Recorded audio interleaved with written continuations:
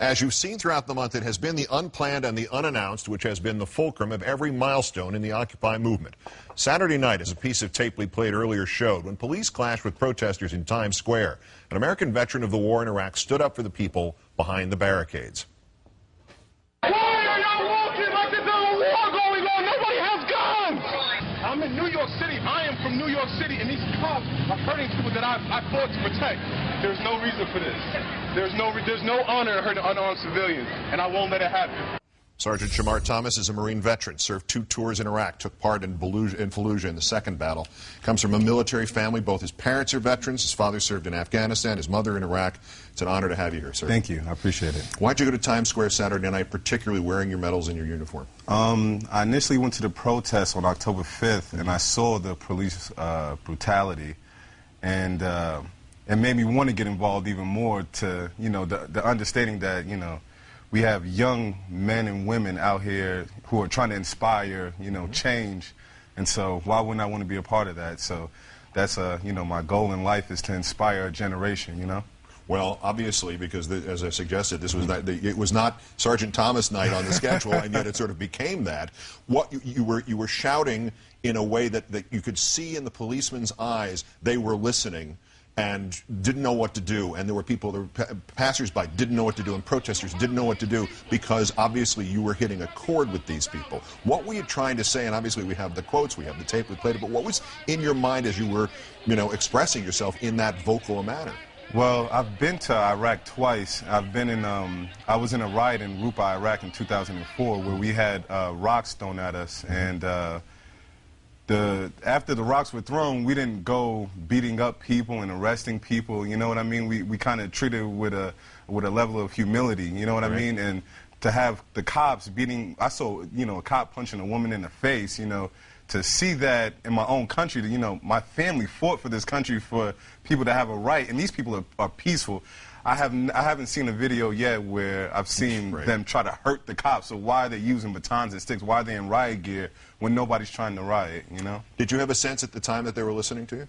Oh, I know for sure they were listening to me. I have no doubt in my mind that they were listening to me. I had the fire in my gut, you know, so to speak. Like they knew what I meant. You know, I've been to, you know, on over 50 combat missions, so the intensity is there. They know that I'm telling the truth. You know, they know in their hearts what, you know, what I'm saying is right. With good reason, in the last 10 years, particularly the New York Police Department has gotten a little militaristic in their point of view, because they now are trained that everything could be fatal, and that's probably a good attitude to have given what happened in 2001. There's an understanding of that, at least where it comes from. However, not every situation is fatal. Exactly. And it seemed like you were a cold bucket of water against their sort of fevered, what's going to happen now thing, because you've actually been in the real thing where it was life and death, and this was not it. And that was what you're trying to get to them? It's a time and place for things. You know, it wasn't when the situation arises where the crowd starts getting frantic. That's when it's time to say, you know what, the crowd is getting frantic. When people are just shouting, you know, we are the 99%, come join us. These are not, you know, chants that incite violence, you know what I mean? So why, you know, the riot police were informed, just walking, marching up and down the street like, you know, like it was a battle going on, and I've been in battle. It was no battle going on. Right. You The know? other side not only didn't have weapons of any kind, they didn't have the rocks yet. They're not even, rocks. There's no stage at that point. Give me your assessment of the messages that are coming from Occupy Wall Street, and are you in favor of them, opposing the corporate greed and holding the banks accountable and supporting the middle class, principally those three? I support everybody's view. I tell people all the time that I'm not a part of any political party. I'm not a part of any group or anything like that. I'm an American citizen. Okay, so then what does this mean to you? What this means to me is that this is our time in our generation to change the greed that is in America. Like both of my parents did 20 plus years in the military, and they have to find jobs now.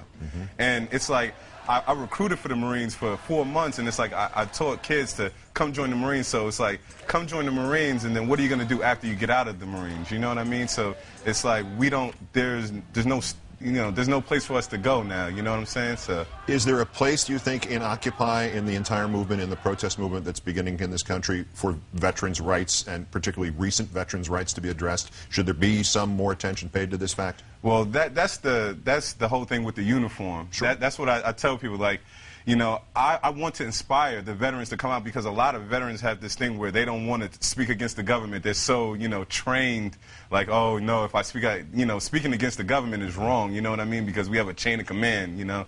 But I don't think it's about a chain of command. It's about a way of life, you know. You understand what I'm saying? So chain of command goes both ways.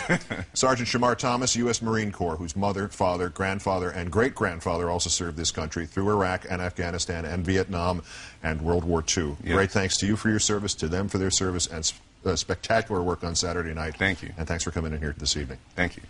Having accelerated and expanded faster than any other protest group in American history, Occupy Wall Street now addresses the prospect of maybe developing demands and goals and strategies like one suggested last week here by Tom Hayden. Mass, nonviolent arrests followed by each protester arrested demanding a jury trial, gumming up the system. Who better to follow up on that idea than Tom Hayden himself? He's next. This is Countdown.